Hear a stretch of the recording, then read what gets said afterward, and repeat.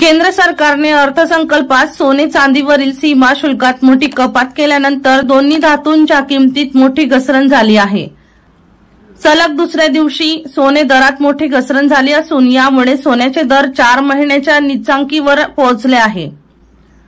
बुधवारी जळगाव सराफ बाजारात सोन्याचा दर 700 रुपयांनी घसरला, मात्र दुसरीकडे चांदीच्या भावात 500 रुपयाची वाढ झाली।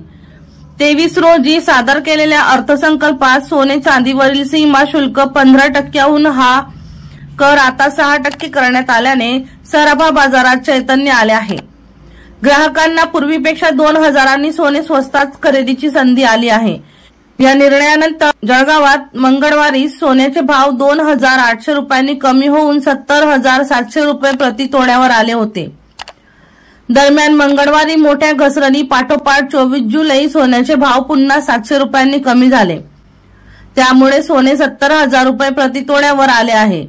गेल्या 2 दिवसात सोने दरात तब्बल 3500 रुपयापर्यंतची घसरण झाली आहे। प्रकाश बोरसे यांचा रिपोर्ट, मानवहित न्यूज, जळगाव।